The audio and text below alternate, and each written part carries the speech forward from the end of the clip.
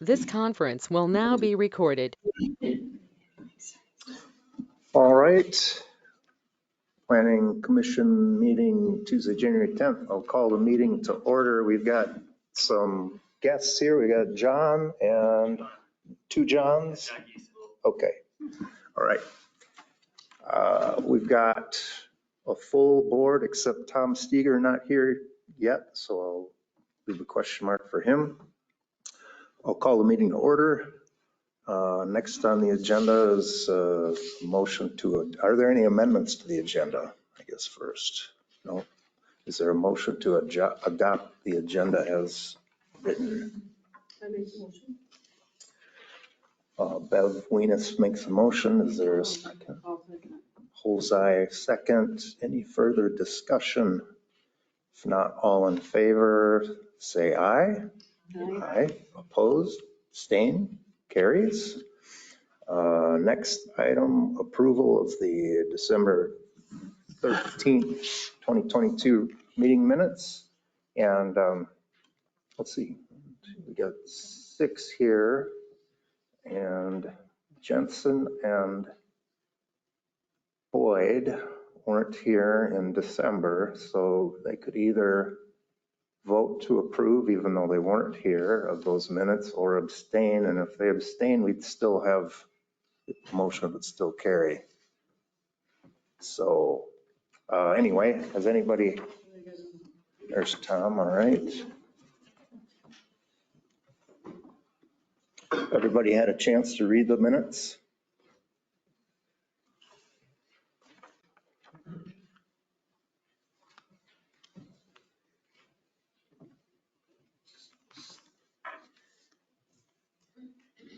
Was technicality, is Prin's end with an S or a Z?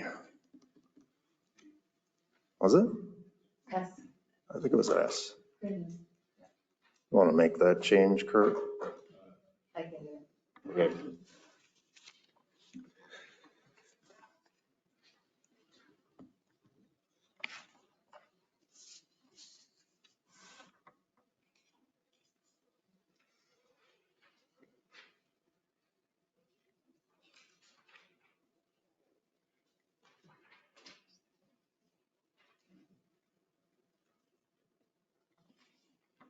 Any motion to approve the minutes?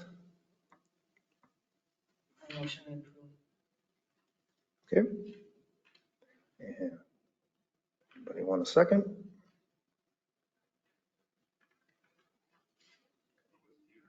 Well, you weren't, I'll second. you know, it's okay to vote even if you weren't here, but yeah, I've checked into it in the past, but if you don't feel comfortable, then let's see. As long as we have a quorum and an abstention, yeah, you probably abstain and we could still pass it regardless. So we have a motion and a second. Any further discussion?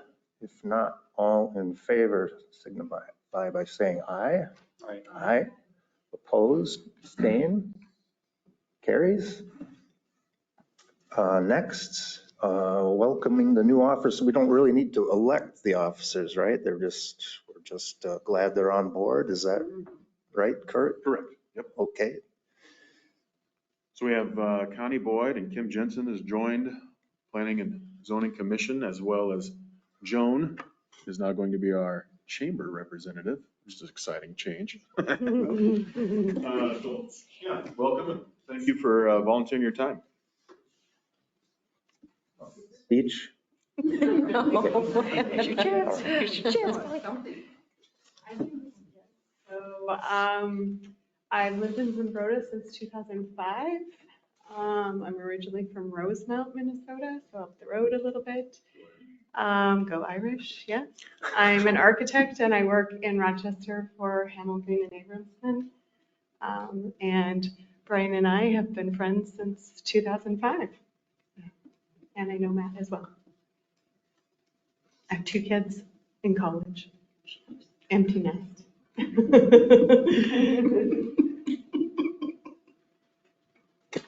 You don't have to. Well, I grew up in Zumbrota, but then I left. I went to Arizona, so I graduated class of 81, a little ahead of you. And, but now I'm back just due to family, just to kind of reconnect with my sisters and brother and nieces and nephews. I sell construction software. You are a client of mine. I don't know if you knew that, but you are. And I still travel back and forth to Arizona. I've got clients in Minneapolis and Arizona, so. In the construction business, but in a different way, more technology. Thank you. And we know Joan. Oh, yeah. All right, good. We'll move on to number 5 then, public hearing, variance application, fault collision. We had scheduled this at the last meeting. So I guess before I open the public hearing, any introductory comments, Kurt, or? Nothing's changed from last time. Just Brandon's garage on the footprint's current one. That's all the documentation needed. No, nothing's changed. Hearing on the fault collision variance application. Any comments from anybody? Comments? Okay. All right, I'll close the public hearing then, and we will, I guess we'll then deal with that right now. Any comments from the commission? I guess in front of us, we have to determine whether it's met the requirements of variance set out in the zoning ordinance, including practical difficulty. And we make a recommendation to city council as the ultimate decider of these things. We can recommend approve, deny, or table it basically for further investigation. A little bit of, so the primary reasons for the variance is kind of like the creek is a big part of it, right? Brian and Kurt? He has a variance back there already that was issued for the rear of the building. Okay. Back a couple of years ago. Yep. And then, so this is the front setback, basically. He's going to be at or farther away from the front setback than the existing building is now. But it's still going to be within the setback, so that's why the variance on that side. And it's a road that's never going to be built on out there, so there's.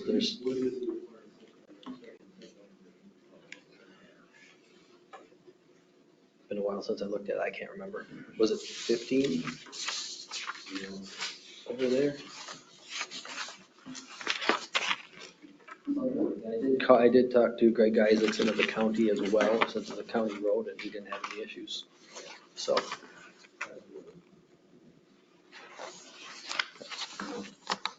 When you're building back where there's an existing building already, if you're not encroaching more, it's not so tough. Encroaching less, right? Should be less, it's give or take, it's not gonna be more. It will all likelihood be less, but he didn't really want to commit to less. Because we're not quite sure at this point, but. Kind of a classic case for variances. The irregularly shaped lot, and that's what we have here in the creek to the back. So it seemed pretty reasonable when we scheduled the public hearing a month ago. A little bit, getting rid of the old blue shed and putting in a new one. It'll create jobs too, possibly 1 or 2 jobs. Yeah. So. Usually we have to make some findings in support of the variance right out of the ordinance. Kurt, can you find that section Yeah, dealing I with? believe it's I-1, I believe, in Industry 1, in that area. And the setback to the lot is, front yard is 30 feet, and the rear yard is 20.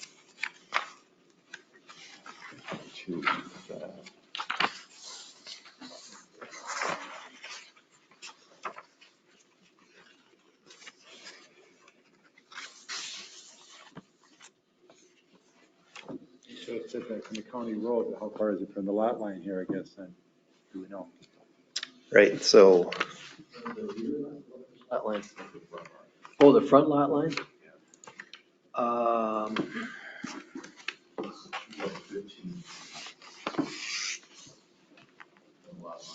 New 15 to 20 feet to the proposed new garage. 12 feet between buildings, or 10 plus to the lot line. From the new corner. It was less than 10 before. It was less than 10, yep. Yeah, well, you can see the existing building in there. This one's gonna be backed up a little bit, but it's gonna be a little wider, so it's gonna be somewhere in that 10 to 12 feet back.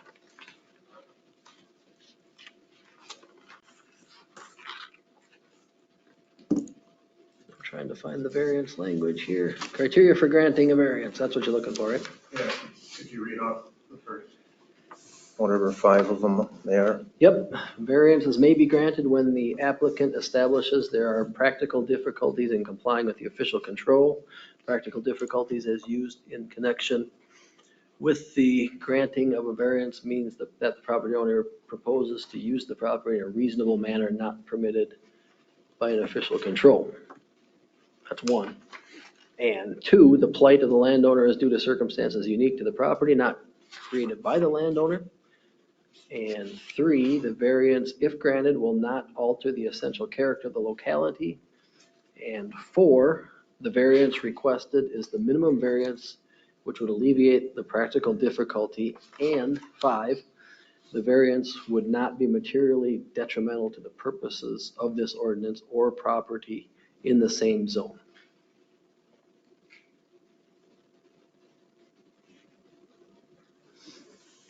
So to recommend approval, the council, we have to find that all of those have been satisfied, and then if we recommend approval, then the council would entertain it at their next meeting.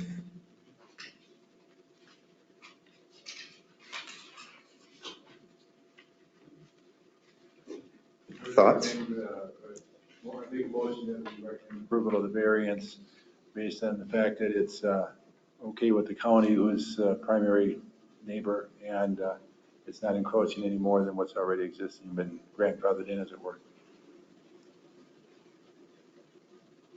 You have a motion. Is there a second? I'll second that. Further discussion? If not, all in favor, say aye. Aye. Aye. Oppose? Abstain? Carries. We've got 7-0-0. All right, so that'll go on to council, and then we're on to number 6, Schuman variance denial from March 8th update. Kurt or Brian, any background before we get into this? Yes. I sent the document out late. I worked on it for quite a while. And in reading through it, I need to apologize for a bunch of typos in there. Not meaningful typos, just words out of place or extra words. That's what I'm noticing. Doesn't change the substance of the document. But for the new individuals in the room, John Schuman came in and asked to build a shed or a garage on his property. It was going to be a post frame construction or pole building with steel siding. There was a number of variances. It was going to be over the square footage allowed. There were more outbuildings or other accessory buildings on the property than were allowed. The height of the building exceeded what the zoning required. And our previous community development director, Dylan, worked with John, originally did a bunch of work on it and made some findings. It was denied at the planning commission level and sent on to the council for them to look at it. The council passed a denial, a resolution of denial based on the factors that we talked about. And they directed staff to go work with John and to see if we can facilitate John building a garage on his property. He's got a large lot. There's a lot of room there. There's some unique circumstances out there. In digging further into the ordinance, we found some things that were maybe misrepresented along the way. And you can see some of the things on here. One of the things, well, I'll just go through each item here. And then we can talk more about it. But so the square footage of the structure can be not more than the primary structure. John's projected roof area of his home is roughly 1,132 square feet. That's off of the GIS map. The proposed garage is 1,000 square feet, so that's okay. However, it's an aggregate, I believe, within the ordinance. So if he's allowed to have one other accessory structure, it may not fit under that 1132, which would require a variance for that. Number of accessory structures, ordinance says you can have 2 accessory structures, so a garage and one other building. I think John has 7, 5, 6 total right now. And then maximum height for the structure is prescriptive is 16 feet within the R2 zoning. However, as Matt and I talked through all of this stuff, a number of years ago, council put in a provision to be able to use a conditional use permit for height in some of these cases. They didn't want to completely limit without some discussion and an avenue to go a little bit taller. John is looking for 21 feet 6 inches in height, which exceeds by quite a bit the prescriptive. However, it's still going to be shorter than his house. His house would be taller than that, so it's not going to look way out of place. It's not going to dwarf his house as far as the height goes. Polar post frame construction was another big discussion. We all recalled that there was something in the ordinance at one point that said that you can build a pole building or a post frame construction within R1, R2, R3 zoning. Am I characterizing that right, Matt? Yep. Matt and I looked and can't find anything in there. The only things that it speaks to is galvanized steel and things like that, where that would typically be on a pole building, which lends itself to not necessarily the construction, but the visual of it. And with that as well, within the R2, there is an exception to the steel. Basically says you can't have galvanized steel, but for an accessory structure, you can have painted, finished steel. Still has to be complementary to the primary structure. So a few of those things were part of the original denial, which upon further research, in my opinion, are allowed within the ordinance. So, and again, I worked a long time on this, and I think my eyes glazed over finally after doing this for so long and looking at this. So I decided just to give you the rest of the document. Here is basically kind of itemizing each of the issues, and then in blue, I gave a staff recommendation. John's proposing building a private garage. No lot shall have more than 2 detached accessory structures. Staff recommends not deviating from that. We had a lot of discussion in the planning commission on that and with the council on that. And that would be a recommendation that we not deviate from that. That's pretty clear within the ordinance. Let's see, design and appearance.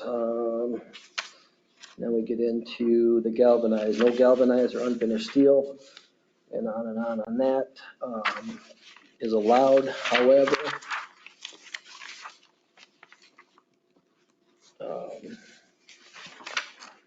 it talks also about maintain a high standard of architectural and aesthetic compatibility with the surrounding properties.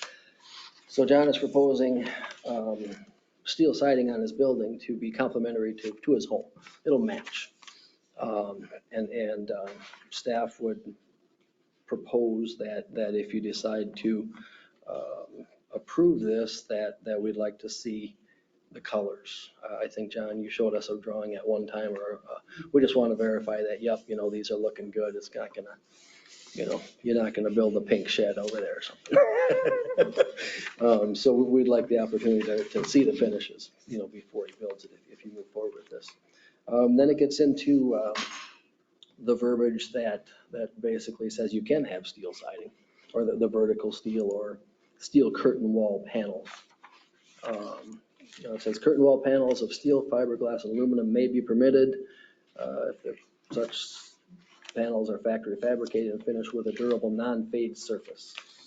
And corrosions or fasteners are of corrosion resistant design.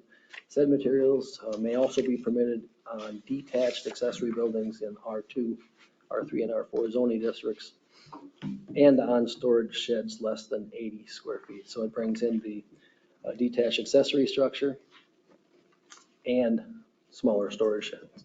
So I just said it seems that curtain wall panels of steel are allowed in an R2 area for accessory buildings as long as they are not galvanized steel, unfinished.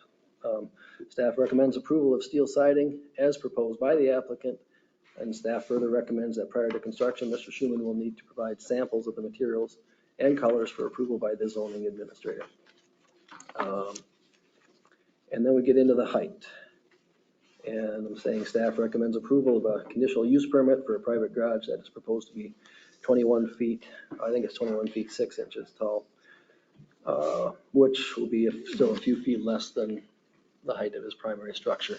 The other factors here are, if you stand at John's place, you can see a shed, pole building, steel building across the road. You can see one up the block. So kind of unique to this area. I don't think it's going to be a fear of we're going to create a precedence that's going to be replicated with these type of buildings all over town. So I think that needs to be a factor too in any approval, is that the location and the fact that these buildings are already there in the area. This is a little finger of R2 that kind of sticks out into, just to the north is ag property.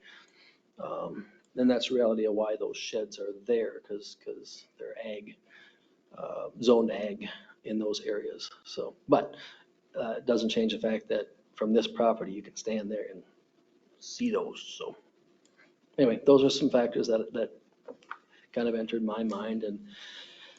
And I think within the ordinance with the height and the siding and, construction, I don't know, we've discussed that before.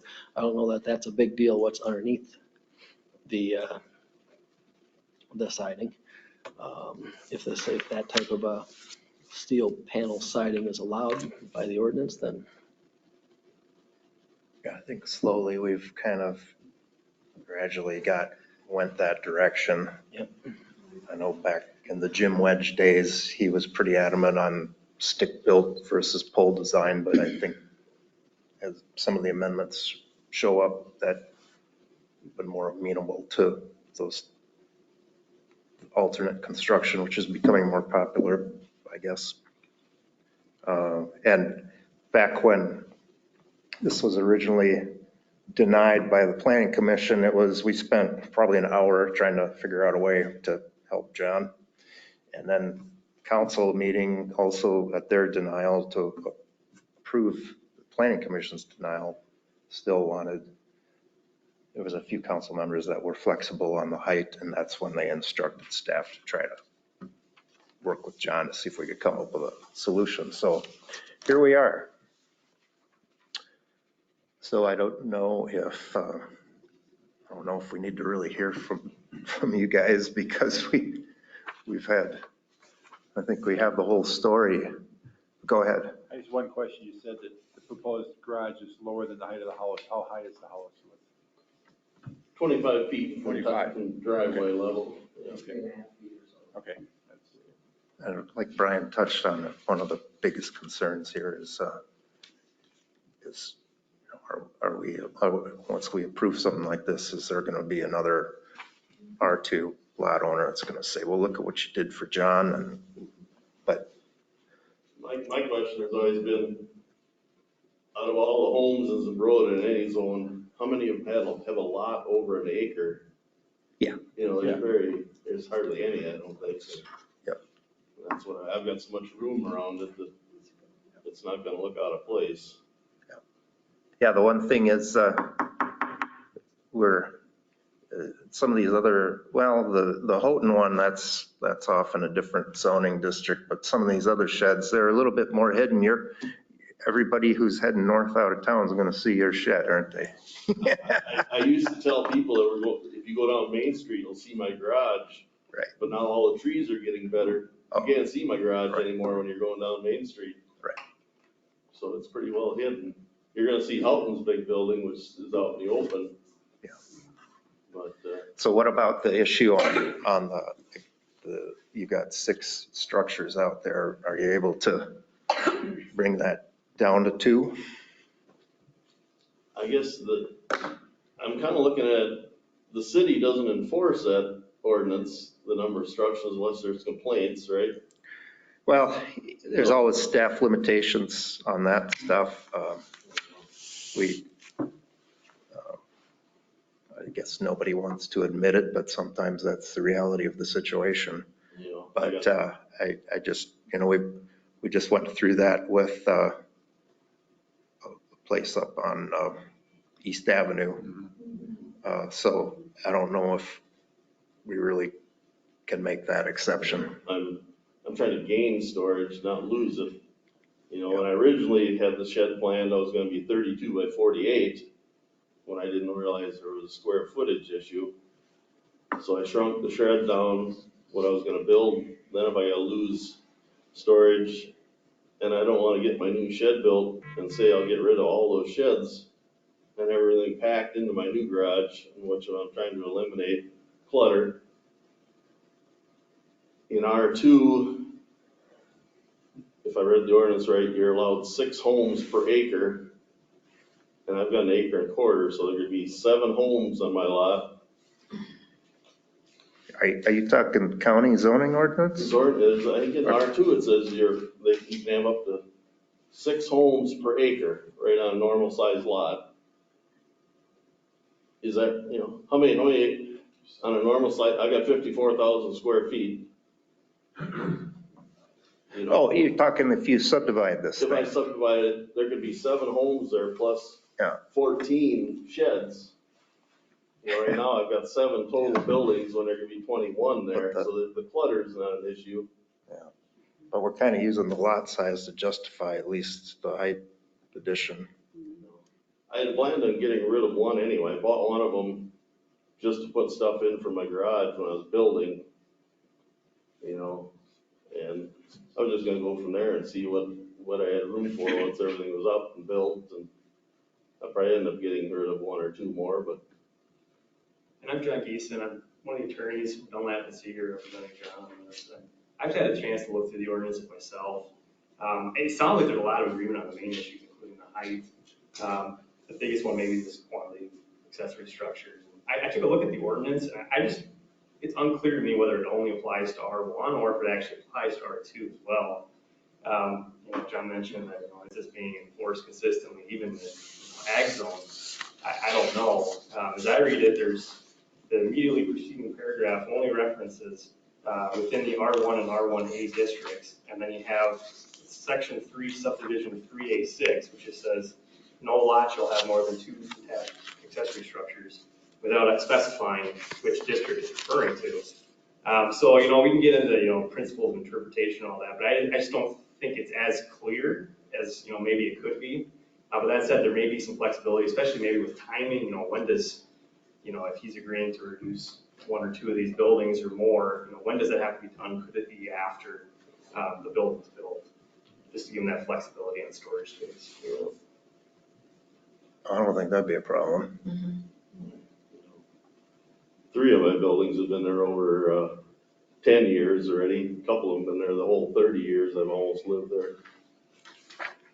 And I'm replacing one building with another one, so it's not like I'm gaining an extra building besides. So Jonathan, are you saying that each one of those number items should say exactly which zoning district they're referring to? I think it could be clear. For example, if you look at, I think it's subdivision 3A1, it mentions in any zoning district. And, you know, if you had that language in subdivision 3A6, this two building limit, I think it'd be a lot clearer.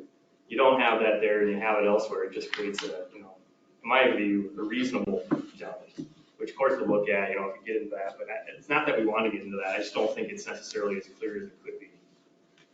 Yeah, in that case, then most of those would not apply to. For example, I'm not sure if that limitation is applying in, you know, if you're zone agricultural and you only get 2 detached accessory structure, that seems pretty light.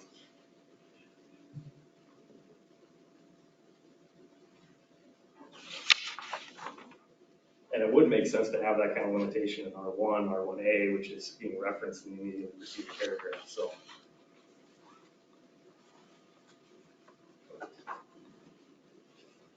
I think R1, ours are a lot smaller lots generally in town. Bigger. They're bigger? Yeah. R1 is bigger than 2? Yeah. What's like the main part of town, downtown now? Are they all R1? Commercial. 2 2? in the old part of town. Yeah.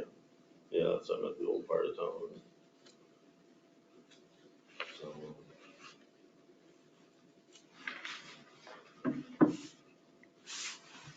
Well, we've interpreted the 2 structures limitation to be applicable across the board, so I don't know if we should deviate from that. Main issue is the number of buildings. That's the one that's holding this up. Well, yeah, I mean, what else is in front of us, Brian, the height and Talks to a lot of that. The use permit for a height, you know, do you want a building 6.5 feet taller than, or 5.5 feet taller than what the prescriptive R2 zoning says? And then square footage could come into play, you know, depending on how big his one additional accessory structure is.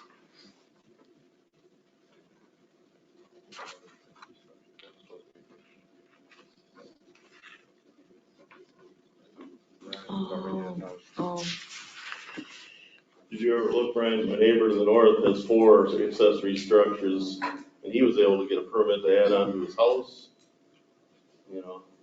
Yeah, I don't know how that happened. What we're dealing with this case right here, I've told you before that if a mistake was made in the past, we can't perpetuate more mistakes moving forward. I can't answer to that one, and I've told you many, many times.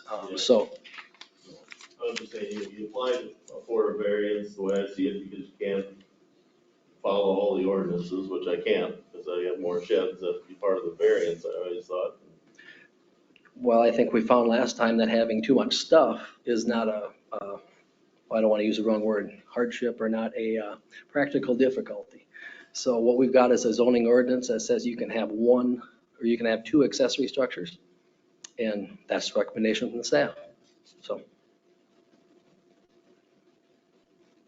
You know, we've worked many, many hours to try and get something that we can present to the planning commission that we may be able to help you get a shed built or a garage built. You know, the reality of it is we're going to have a barn looking thing right in town. I'm going to catch a lot of grief for that. But, you know, I worked hard to work with the ordinance and work with Matt to get this to the point that where it is now. So you can either, whatever they do here tonight, you can either abide by it or not build your shed. I mean, that's basically the options you have at this point. Because I'm done with it. This is my last go around with this thing. This has been terrible, so.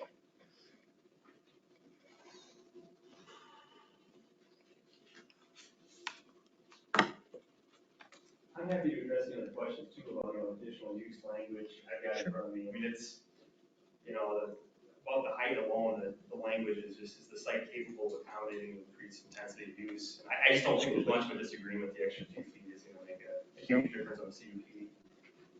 The design, you know, it appears there's been an agreement that the design that John proposed is consistent with the ordinance. The size, maybe some disagreement there about whether 1,000 square feet maximum applies, but it doesn't seem like that's a sticking point. Again, I think the language of the ordinance says that only applies to R1 and R1A. Correct. Did I leave that in there? It's not bigger than the principal structure. Right. Which is 1132. And Brian, I think you mentioned the location too. I don't know if that's an issue, you know, certainly that seems to be something that we can work out. My understanding is John, you've got the existing garage there that you're going to be replacing. That would be the starting point as to where it's going to be located. Oh, yeah, no, not the location of the garage wouldn't be yeah, I think it's gonna be back far enough. It's not gonna impede any views for corners or things like that, so yeah, no, I was happy to be able to get to where we got to. Once I put all this together, I think it's pretty close.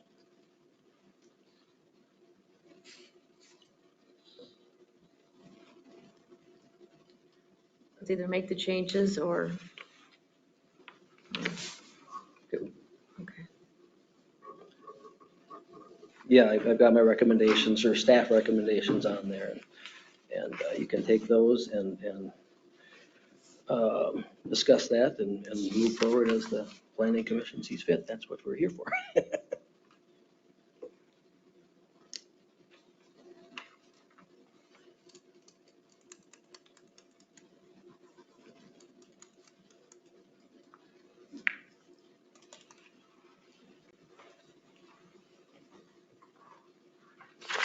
Comments? Brian's put a lot of time, and Kurt. Yep, Kurt, too. And one of our jobs is to protect neighboring properties. That's the job of our committee. And asking for this variance, there is no hardship except maybe too much stuff. I don't know, there's too much stuff, you know, I have personal property and I wanna keep it inside. You know, I don't think there's an ordinance about having too much stuff, but. Yeah. You know, I'd rather prefer to have it inside if you make me get rid of my storage sheds. Now, do I sell it or get rid of it? Things I wanna hold on to. And I just want to keep it indoors, keep it looking presentable. I don't want a bunch of junk out my yard. You know, the building, I think, fits into my neighborhood. My block is just a totally different block than the rest of town, R2, and that's why I thought this building wouldn't have a problem. When I originally started thinking about building it, I didn't think it would fit in because of what's in my neighborhood and the space I have. But when we grant a variance, it's for a hardship, such as, yes, like we did for the fence for the autistic boy. Yes, that type of thing. That's, And it's for a hardship. you know, Yeah. I think, you know, one thing to point out, I don't know necessarily if this is the variance application that's being presented at this point. It's more of the CUP process, so it's a slightly different process that's being presented.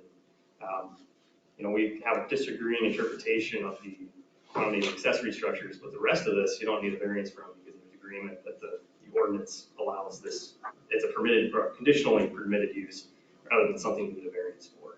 Correct. The only part of it would come into a variance, I think, at this point, Matt, and correct me if I'm wrong, is if the aggregate square footage of the garage plus an accessory structure exceeds 1132. Possibly unknown right now. Yeah, and it probably wouldn't be a lot. I don't know how big or which one you'd keep out there, but I thought I passed all the steps for practical difficulties, the factors involved. Well, I think it comes down to the CUP for the height and whether we want to allow more than 2 accessory structures, right?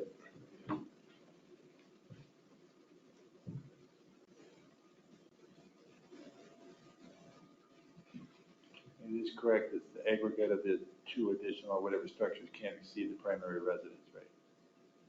yes. A total square foot of, that's R1 and R2. Yeah, I lost the one that said that it can't be more than the principal structure. That's the basic gist of it. It's, in an R2, it's not more than the square footage of the principal structure for accessory buildings. And I think throughout the ordinance, that's an aggregate, is not, Matt? Yeah. Go with staff recommendation on this. Which the house was 11 something. So it is 1,000. Still put 100, you still have one. And we've So got if you've got another rid of- garage across the street that's very tall as well. So as far as standing out in the neighborhood, it wouldn't be the first one.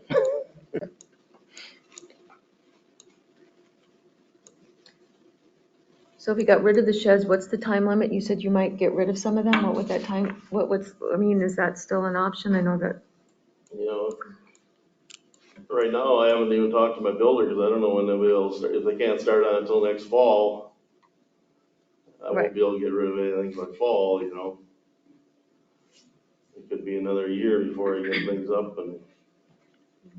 If you say a certain amount of time after the structure's up, yeah. Yeah. You know, Then, but if it doesn't get built till October, November. I know, but then you still go, say, 6 months or whatever after it's finished. Yeah.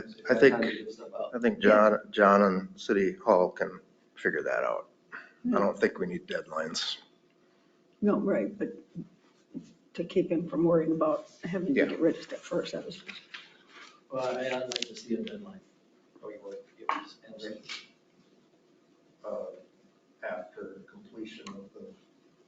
Yep, after, give time to get stuff out of the other buildings and get them, theoretically, he's not gonna take them all out, or take them all down right away, or the same day. He's gonna move stuff from one building and then get rid of that one and then move stuff from another, so. Yeah, a reasonable time frame after the larger structure is built. All of those other buildings fit inside the garage? I didn't hear you, man. All the things that are in all those separate buildings, can't they fit into this new garage that you're building? I mean, it Some seems, will, I don't, my current garage is a 2-stall garage, and I can't get all my cars in there right now. I've got 3 vehicles, so I want to get everything in, and I don't want to have clutter where every time I want to get my lawnmower out, I gotta move the wheelbarrow and this and that. And I thought if I got plenty of space, you can just put things in, not have it cluttered. And I don't, with the size of my lot, most people don't even know that's my whole lot, or they don't even know all those sheds are mine. They drive by and never notice them. And I don't think it affects my neighbor's property values at all. So. Because all those sheds are fairly low in height, is that correct? Yeah, they're all single storage sheds, I suppose, not over Not 8, 9 feet tall. Yeah. So.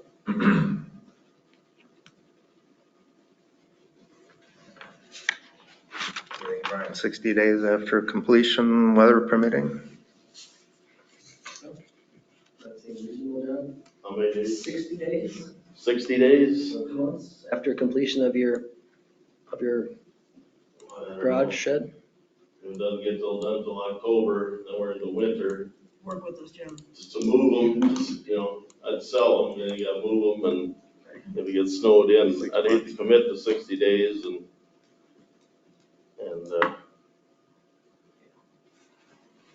It would almost have to be time of year dependent. I agree. Weather permitting, and then as long as you're showing good faith, I think. Yeah.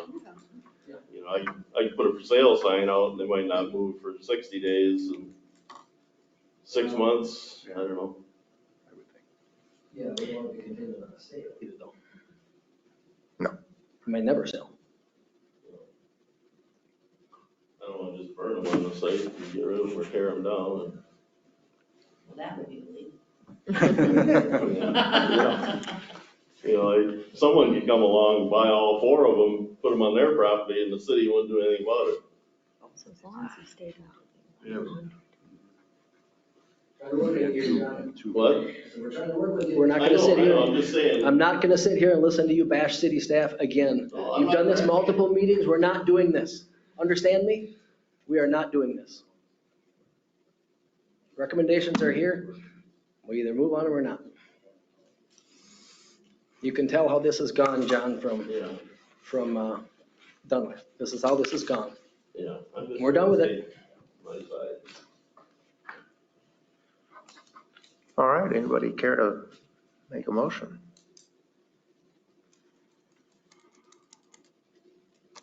I feel like I need it to be summarized before I can, I still feel like, what are we settling on? Because are we gonna remove the buildings, or are we gonna stay under, I mean, It'd be part of the motion, but I guess. yeah, if you want to summarize your recommendation, Brian, again. Yep. So recommendation would be to, well, that John would remove all but one of his accessory structures plus his garage. And to approve the CUP for the height. And to, well, do we need to do a variance in case it goes over square footage? We don't want to be back here visiting this again. As long as he's only got the 2 accessory structures, approve a variance to exceed the, not more than the square footage of his principal structure. I think those are the things. Does that make sense, John, from other John? Yeah, you have I don't know if you have the ordinances in front of you for the square footage. Okay, so the only one I saw was 1,000 square feet cap, and I was wondering, maybe I'm just missing it. Yeah, where is that? I've had so many things here. It's been, I think it's aggregate throughout the ordinance. 3.5. Because we started out, when we started this out, we were talking about the 1,000 square feet.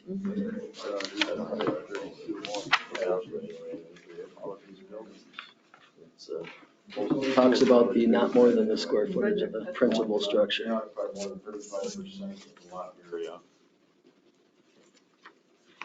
What's that? That's an Number 5, that's R1 and R1A districts. What's that, Kurt? You can't occupy more than 35% of the lot area. Yeah, somewhere in here it talks about the, It's the next sentence after the 1,000. in addition, the total square footage of detached accessory structure shall not be greater than the footprint of the principal structure. But that's R1 and R2, so that does cover everything else? Okay. That may be another situation. I think I read that language, and maybe it's another situation where it's unclear from our perspective, which zone are we talking about? Yep. And maybe it's a non-issue. It doesn't sound like it's going to be. So the issue is if we approve some sort of wide open variance on exceeding the footprint, we got to put a limit on that, because otherwise John's going to put a second accessory structure out there that's 24 by 24 or something, right? Yeah. You want to say 10%? That wouldn't even cover the bigger shed that's still there along with the 1,000 square foot. Well, no, he's going to tear down that garage. No, but of the sheds, and according to that little graph, the biggest shed was 192 square feet. And we had that the 1,000, you're 1,192, which is well over the 1,132. We're not bound by 1,000. So we're bound by 1132. Right. But So if it's the aggregate of all the accessory structures, 1192? if you just kept the one bigger shed. Yeah, it'd be 11, so it'd be 60 square feet over. Yeah.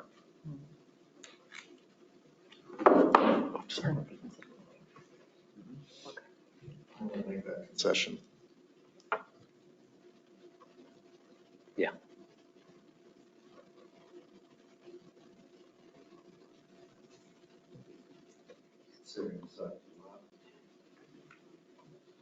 Yeah, 10% would be 113 square feet.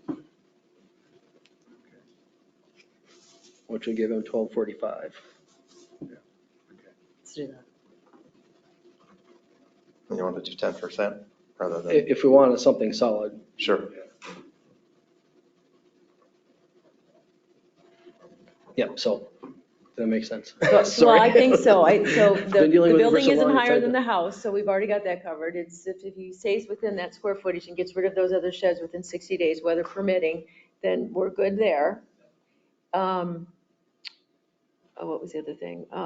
The height, the square footage. The getting numbers. rid of Just the the buildings. accessory. Number building. And then, The yeah, getting accessory rid of the structures. buildings, yeah.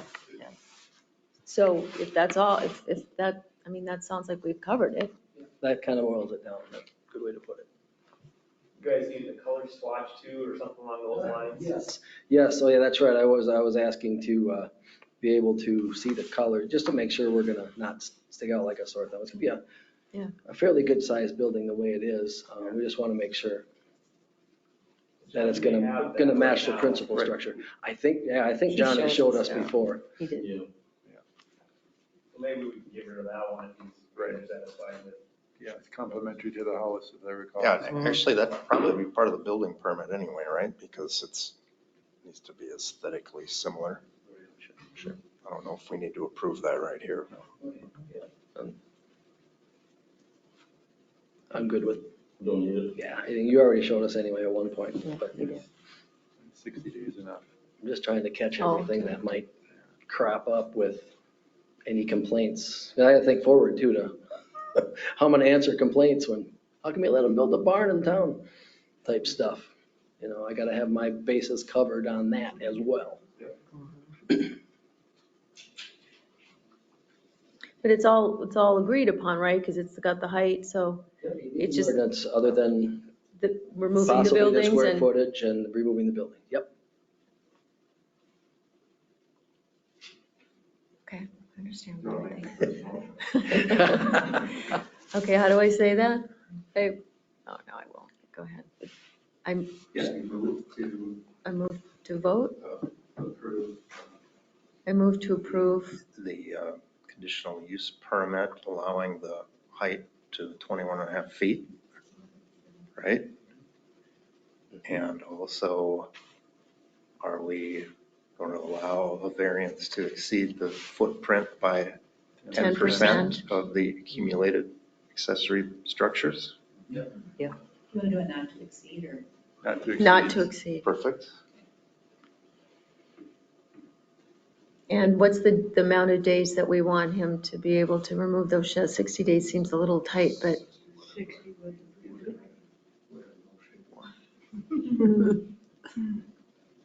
90.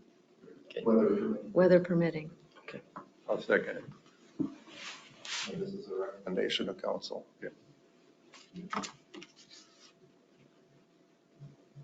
Okay, we have a motion, a second. Any other discussion? If not, all in favor, say aye. Aye. Oppose, abstain, carries. Thank you. And to the new people, this isn't typically the way a zoning meeting goes, but there were some Good learning. additional concessions or additional considerations with John's plight. Then number 7, new business, nothing. 8, other, nothing. 9, I'll adjourn unless anybody has anything on their minds. Thank you. So that now. Thanks for coming. Good night. Pardon me? Yeah. Okay. Tom? Yep, they can. Okay. Next. Thank you, man. So I'm Connie and that's Kim.